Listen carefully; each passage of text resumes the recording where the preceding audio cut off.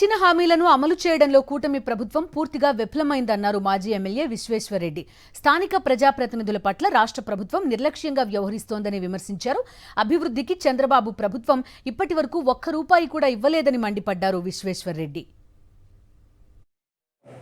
Media ఏ పథకాన్ని కూడా చంద్రబాబు నాయుడు గారి కూటమి ప్రభుత్వం అమలు పరచడా.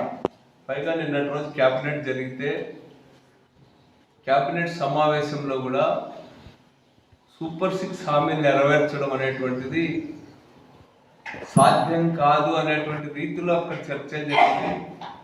అదే మెసేజ్ బయటకు వచ్చింది.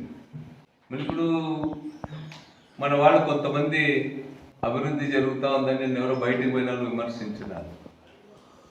ఎక్కడ అభివృద్ధి జరుగుతుందని నేను చెప్పమని చెప్పి అడుగుతున్నా వాళ్ళని కానీ టీడీపీ వాళ్ళని కానీ. ఏం అభివృద్ధి? ప్రజలకు చెప్పిన మాట ఒక్కటైనా అమలు చేశారా?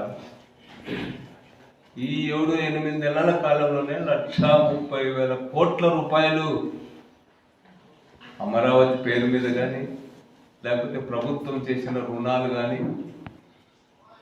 కార్పొరేషన్స్ ఇచ్చినటువంటి గ్యారంటీ కానీ ఇవన్నీ 1,30,000 కోట్ల రూపాయలు ఈ 8 నెలల్లోనే అప్పులు చేశాడు చంద్రబాబు ప్రభుత్వం.